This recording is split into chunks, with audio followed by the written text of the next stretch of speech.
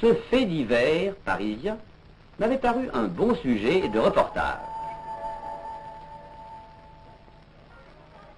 J'avais donc pris rendez-vous avec l'institutrice de cette école de la proche banlieue.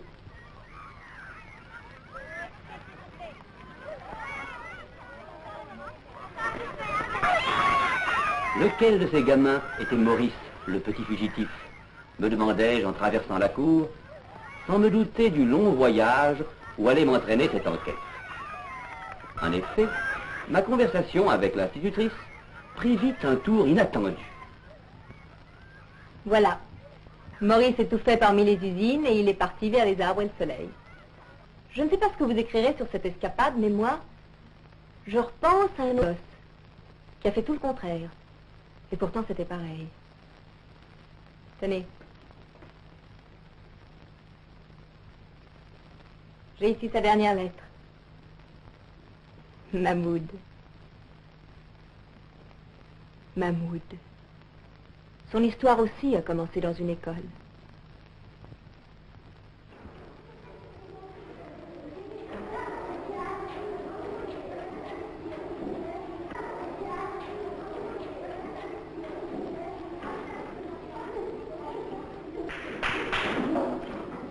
J'étais alors au Maroc et je venais d'être nommée dans un poste du Sud. Vous n'imaginez pas ce que c'est que d'enseigner le calcul, la grammaire et la morale à des petits berbères des bords du Sahara. Je me souviens du jour où j'ai remarqué pour la première fois Mahmoud. Je mange, je ne mange pas. Je mange, je ne mange pas. Ali, est-ce que tu as une sœur? Oui, madame, j'ai une sœur. Et toi, Brahim? Non, madame, je n'ai pas de sœur. Bien, je n'ai pas. Et toi, Mahmoud? Oui, madame, j'ai une sœur. Mais non, Mahmoud, tu n'as pas de sœur. Tu es le frère de Brahim, dis comme lui. Je n'ai pas de sœur. Brahim n'a pas de sœur, madame, mais moi j'ai une sœur. Notre père, madame, il a 2 femmes. Bien, bien. Non, ce n'était pas facile de comprendre ces petits diables.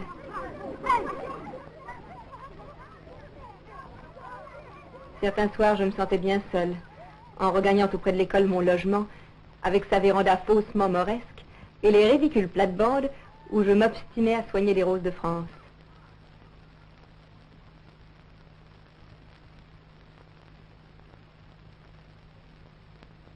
Heureusement, j'avais mon fidèle à Omar, le concierge de l'école, qui me servait aussi de jardinier, de cuisinier et de chauffeur.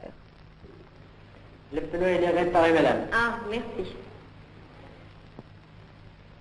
Dis-moi, Omar, tu connais le petit Mahmoud, celui qu'elle a déjà balayé? Tu sais, ils sont 2 frères. Oui, je la connais, il habite à Timoulin, madame. Oui. Et que fait son père? Il cultive de l'orge et paie des oliviers. Et il est riche. Ah non, madame, les jeunes d'ici sont tous pauvres.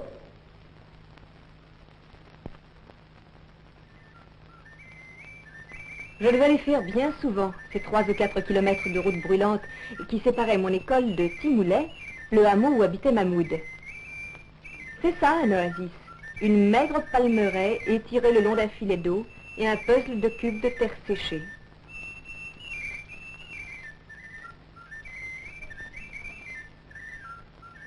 Ces jardins d'oliviers et de palmiers pleins d'oiseaux et de fleurs, quel merveilleux terrain de jeu pour des enfants.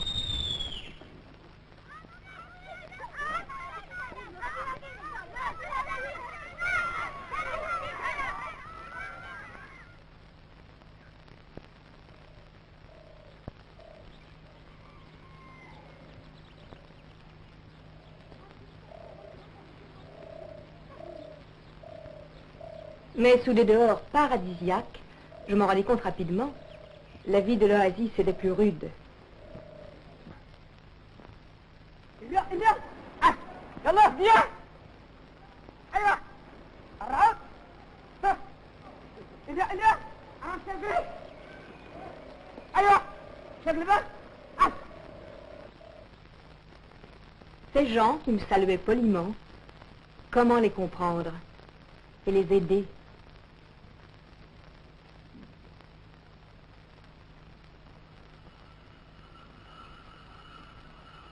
Deux ou 3 fois, j'avais risqué un coup d'œil dans la maison de Mahmoud.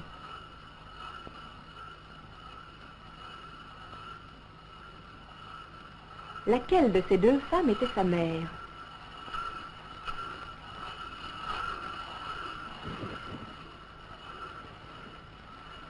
De la viande une fois par mois, de l'huile rance, de la bouillie d'orge broyée, quel régime pour les enfants. Deux images surtout me sont restées. Les prières pour la pluie devant le marabout.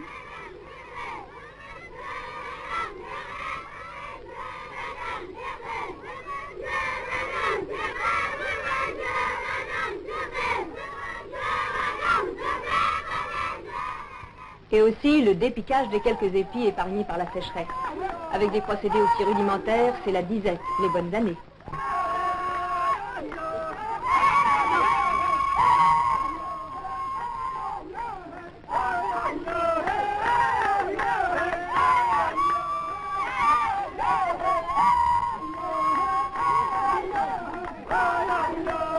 Le spectacle m'avait tant frappé que je décidai d'inculquer à mes garçons quelques notions de technique agricole. J'organisais un jardin potager scolaire, mais le maniement du râteau et le binage des pommes de terre semblaient beaucoup moins les inspirer que le calcul ou la grammaire. Mahmoud en particulier montrait une étonnante mauvaise volonté pour ce genre d'exercice. Si je lui confiais le soin de mes pivoines, par exemple, je pouvais être sûre qu'un jour sur deux, il oublierait de les arroser. Tu ne vois pas que ces fleurs souffrent? Si, madame. Et ça t'est égal qu'elles meurent? Je ne sais pas, madame. Donne-moi cet arrosoir. Ah, tu fais un drôle de petit paysan, toi. Quand tu seras grand, il faudra bien que tu t'occupes de la terre. Non, madame.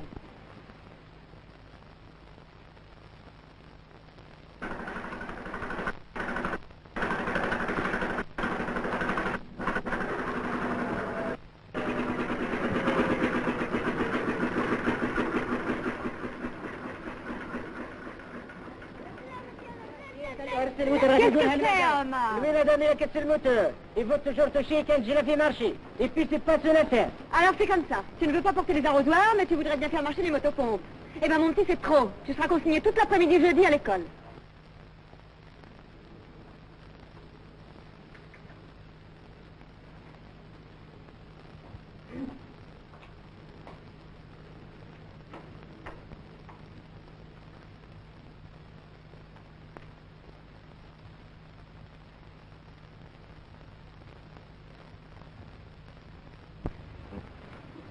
Bien.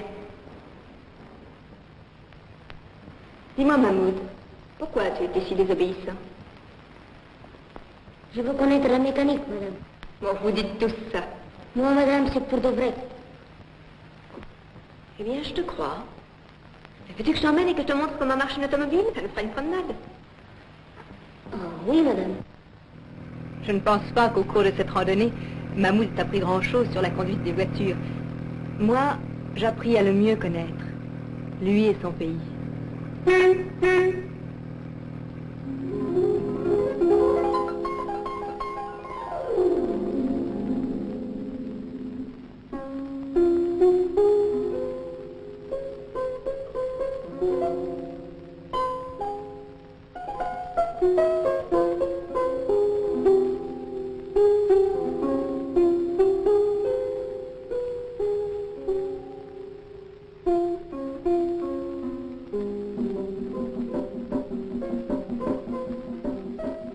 Argon, ça fait de la bonne huile.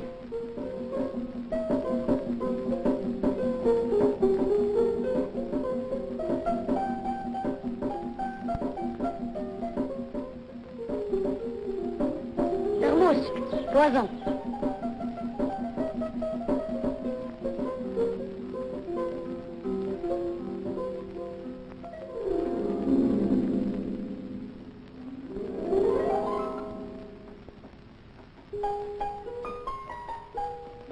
Tiens-le par le cou, il ne va pas te mordre.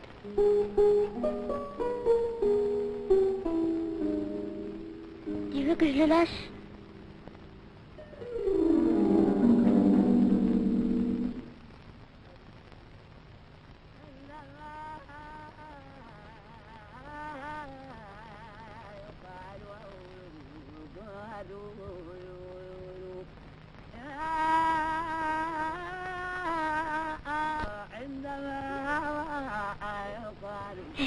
Les hommes bleus. شهي يهمنا العلم إلى أمر راضي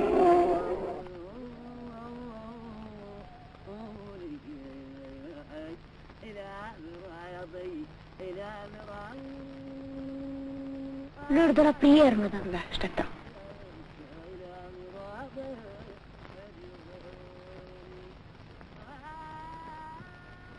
J'avais gagné sa confiance.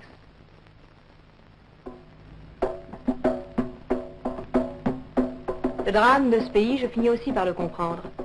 Si cette terre devenait déserte, si ces maisons tombaient en ruine, c'est que le quart de la population s'expatriait, émigrait vers les villes.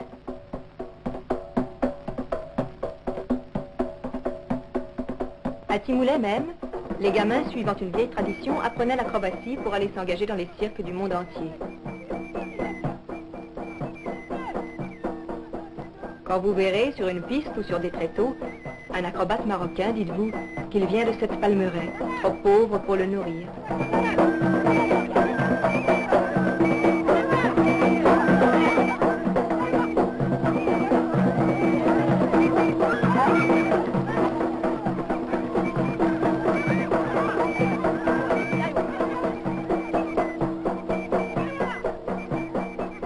Tout le monde ne peut pas être acrobate. Le plus souvent, ces gens, comme nos paysans d'Auvergne, partaient tout jeunes au loin s'établir épiciers pour ne revenir que vieux. Certains avaient été dockers à Marseille, métallos à Billancourt. Le village voisin avait la curieuse spécialité de fournir tous les caissiers de banque de l'Afrique du Nord. Aussi, je ne m'étonnais pas de l'habileté avec laquelle mon meilleur élève tenait la petite caisse scolaire que je lui avais confiée.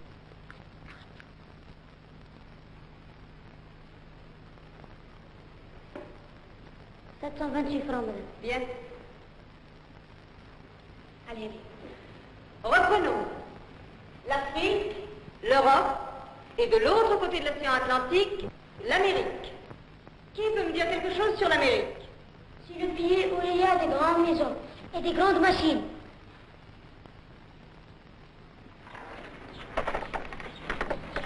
Devant l'antique pressoir du moulin à huile, comme elle semblait dérisoire, cette passion pour la mécanique.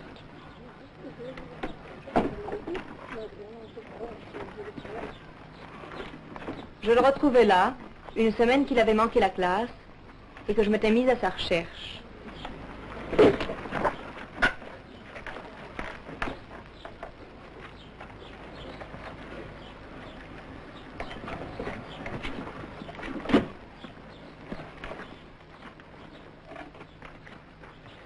Papa, est-ce que t'as chose, madame? Celui-là, c'est mon père. Je ne savais que dire ni penser. Le destin de Mahmoud était-il de partir ou de rester et de devenir un fellah de cette espèce? C'est mon propre avenir qui bientôt me préoccupa. Mon stage à Timoulet était terminé et je me préparais à regagner Casa.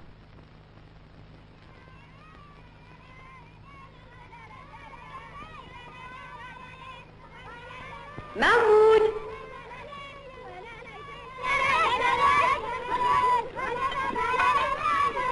Mahmoud! Viens ici!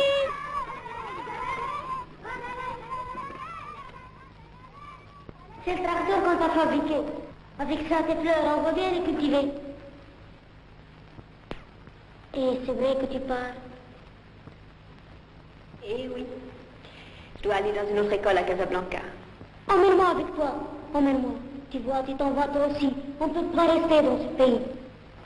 Tu es encore trop petit. Et puis tu sais, il faut savoir beaucoup de calculs pour être mécanicien. Allez, promets-moi d'être bien sage et de bien travailler. Hein? Oui, madame. Et le lendemain, en partant, je le vis qui me guettait sur la route. Je pensais alors, pour la dernière fois.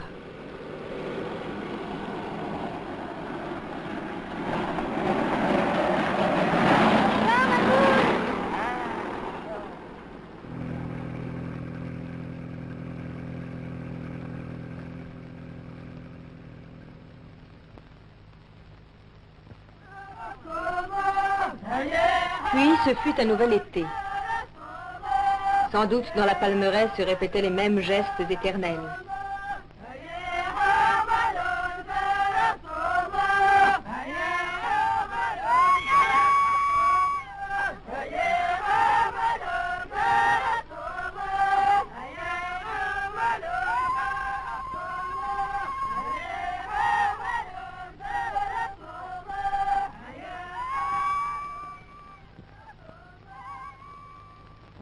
Moi, j'étais à l'ombre d'autres palmiers, ceux de la place du gouvernement, à Casablanca.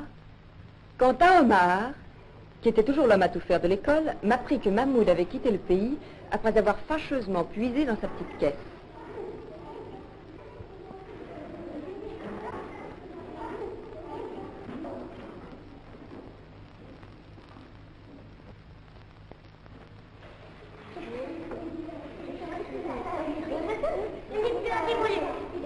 Il a foutu le camp. Il est parti à Casa. À Casablanca. J'imaginais son départ. Peut-être avait-il tout simplement pris le car, qui parcourt aujourd'hui la grande piste du Sahara avec la régularité d'un autobus de province.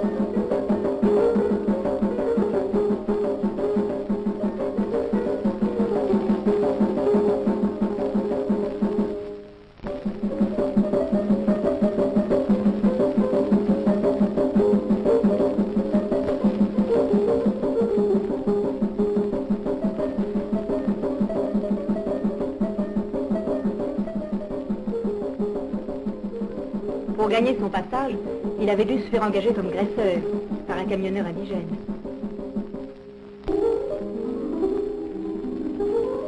J'aurais aimé le voir quand il a découvert pour la première fois la mer.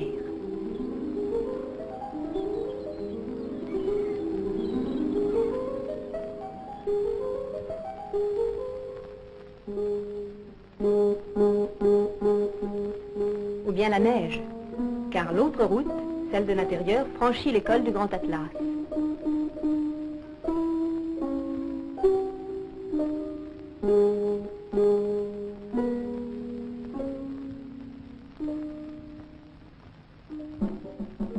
Après Marrakech, il y a le train, et il était débrouillard.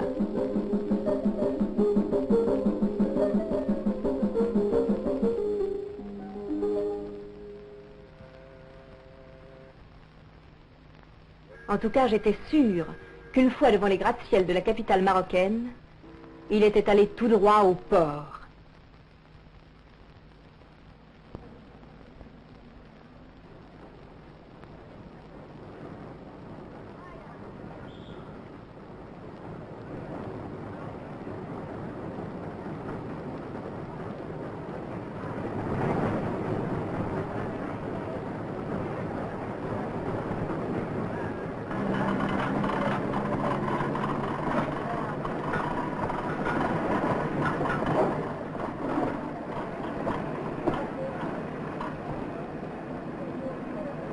Il régnait alors sur les docks une activité intense.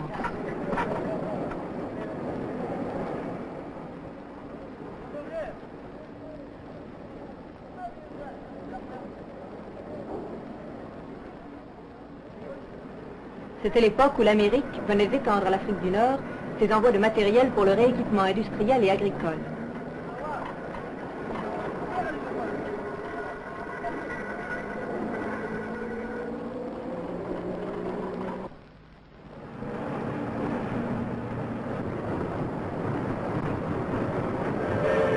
Cette fois, il pouvait en voir des grandes machines, mon petit Berbère.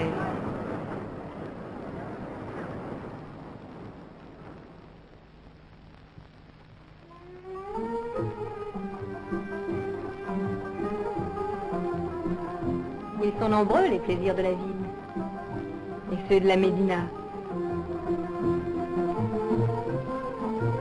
Mais ils sont chers, et l'argent file vite à mener la grande vie.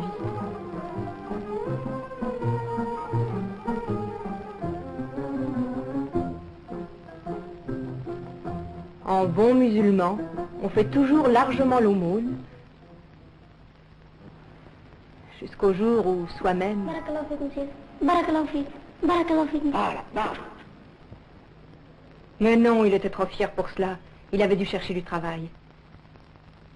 Il logeait sans doute maintenant dans quelques coins de cet immense bidonville, de cette zone dont les taches s'étendent autour de la moderne et blanche casa.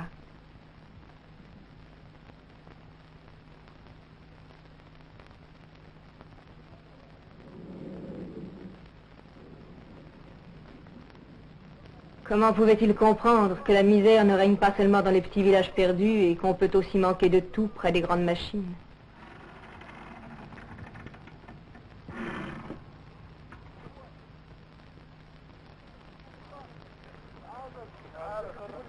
Ici, il faut partir de bon matin pour descendre dans le centre, à la recherche de je ne sais quel gagne-pain.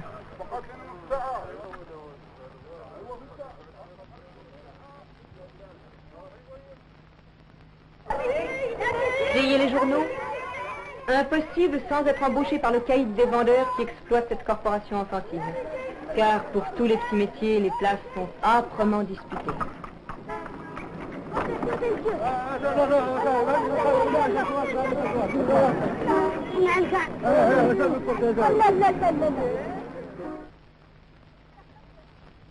Il reste les oranges pourries à repêcher dans le port.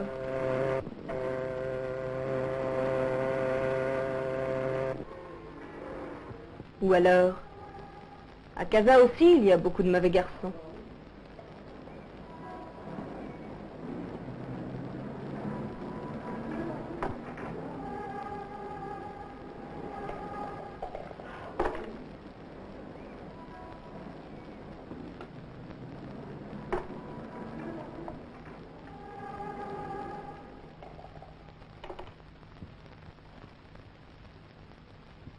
C'est affreux.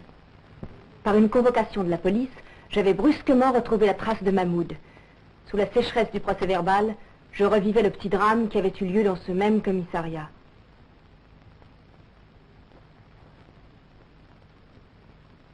Paraissant âgé de 11 ans et déclarant se prénommer Mahmoud, amené au poste à 15h40, à la suite de son arrestation au cours d'une ronde de la patrouille de service dans le quartier sud de la Médina, pour défaut d'identité et vagabondage.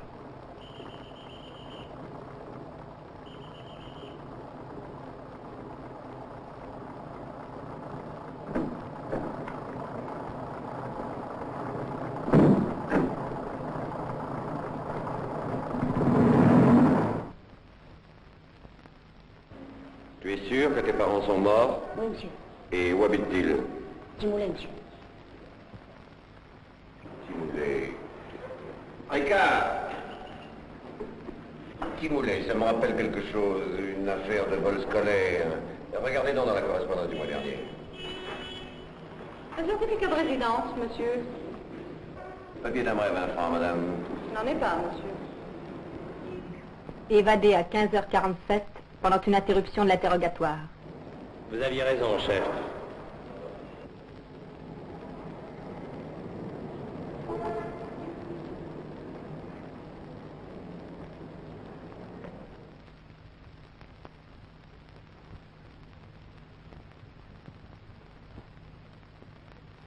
Non, Mahmoud n'était pas un voleur.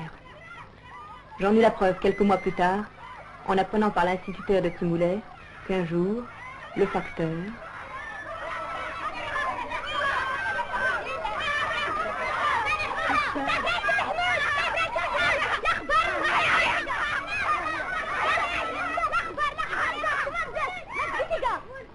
Bonjour Ali. Bonjour, monsieur, d'abord. 1723 francs 50. Il n'a pas même oublié les centimes.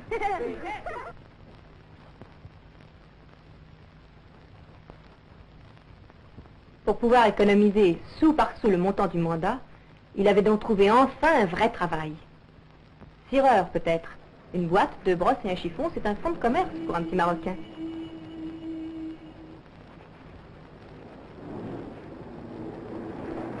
À moins qu'il n'ait été recueilli par quelques cousins, un de ces innombrables épiciers écheleux venus aussi du Sud.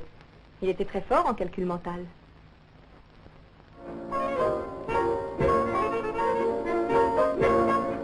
J'avoue qu'au bout de quelque temps, je l'avais un peu oublié. Et j'étais bien loin de penser à lui ce soir-là.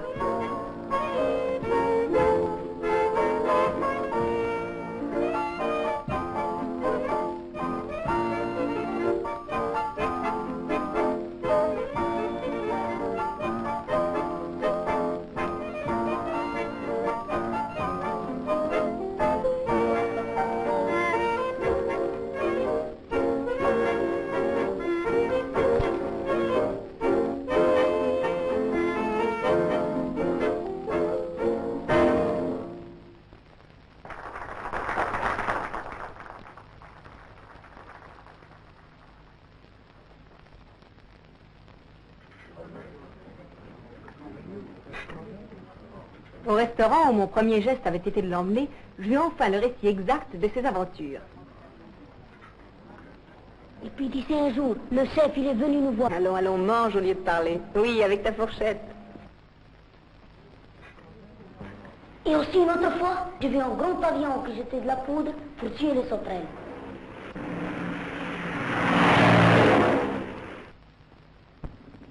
Il en revenait toujours à l'été qu'il avait passé à la campagne, après avoir quitté Casa par peur de la police, dans une sorte de ferme coopérative modèle, un de ces secteurs de modernisation où des techniciens initient les paysans indigènes aux nouvelles méthodes de culture.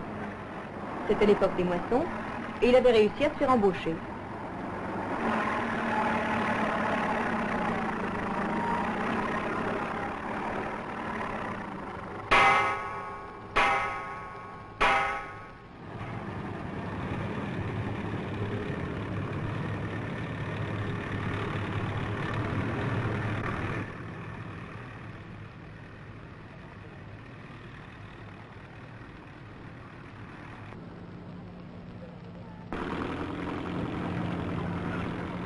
Il avait été remarqué un jour par celui qu'il appelait le grand chef et qui devait être un ingénieur agronome en inspection.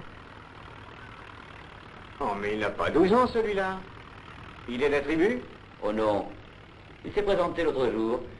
Il dit qu'il n'a pas de famille, mais ce n'est pas le courage qui lui manque. Ah oui. Écoute un peu. Et d'où est-ce que tu viens? Casa, monsieur. Allons, tu es un chleu, dis la vérité. Timoulet, monsieur. Timoulet, près de Tisnitsa, par exemple. Eh bien, tu vois, il y aura bientôt des tracteurs et des moissonneuses comme ça chez toi. Oh non, monsieur, chez nous, il y en a que des chariots en bas. Timoulet, c'est cette palmeraie près de Bouizacarne, où nous installerons une annexe du secteur 15. En automne, Mahmoud était rentré à Casa, où il avait cru réaliser enfin son rêve, devenir mécano.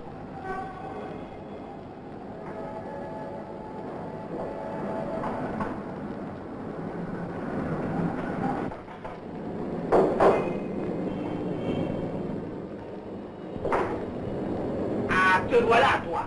Ça fait 1 heure que je te cherche. Tu me fous le camp et balayer l'atelier. Allez, plus vite que ça. Vraiment, il méritait un autre apprentissage. J'ai eu la chance de pouvoir retrouver à Rabat l'inspecteur qui avait déjà remarqué Mahmoud. Oui, votre petit bonhomme a très bien compris. Nous avons au Maroc 34 secteurs de modernisation agricole. Et nous allons créer près de Timoulet une annexe de celui de l'Oued Massa, qui est le plus au sud du Maroc. Mahmoud pourra y travailler quand il aura terminé son stage au chêne. Les Chênes était une école pratique d'agriculture dans un paysage bien différent de celui du sud et qui rappelait curieusement certains coins de France.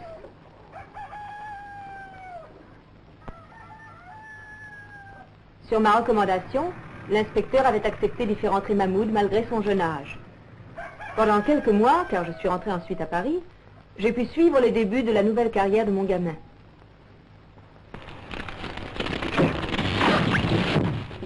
Certes, il eut aussi à subir quelques brimades. Il n'est pas facile d'être le benjamin d'une promotion, surtout quand on arrive de son bled et qu'on couche pour la première fois dans un lit.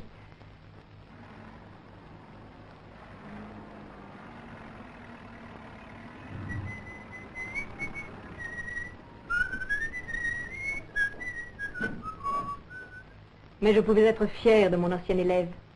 Dans les leçons de théorie, il était encore en tête de sa classe.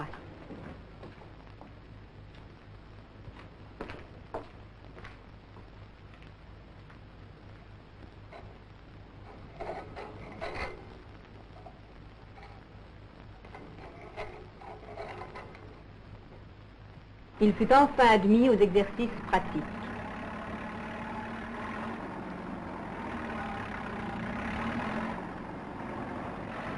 Se souvenait-il alors du jour où pour la première fois je lui avais fait tenir un volant?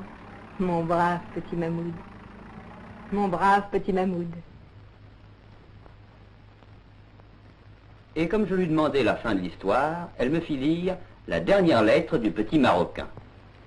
Ça a bien marché pendant le dernier trimestre. Et puis juste avant les vacances, le monsieur l'inspecteur est venu me voir et il m'a dit: Mahmoud, veux-tu que je t'emmène à Timoulet pour les vacances? Oh oui monsieur, j'ai répondu. Et j'ai été bien content.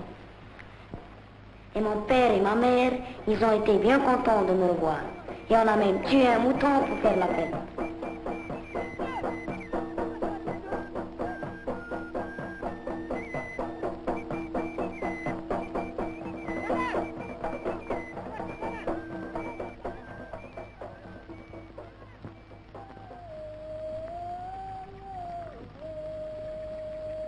Le vieux moulin, il ne marche plus. On en a fait un autre à côté qui presse mieux.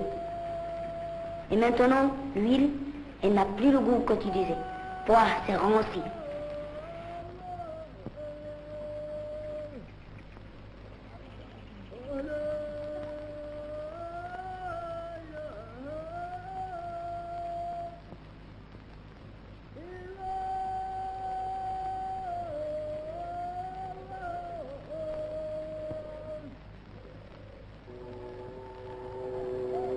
Mais ce que surtout j'aurais voulu que tu vois, c'est quand on a battu le blé.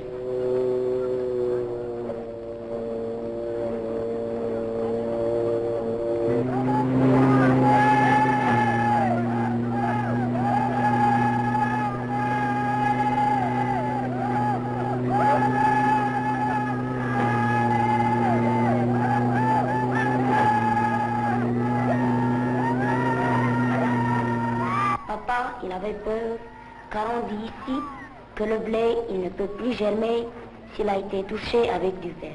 Mais moi, je sais que c'est pas vrai. Cette année, il n'a pas beaucoup plu, mais on a un nouveau réservoir. Et puis, on a fait un barrage pour bien faire couler l'oued dans la plaine quand il déborde. Et alors, on peut labourer. Et avec le tracteur. Et moi aussi, je suis monté dessus.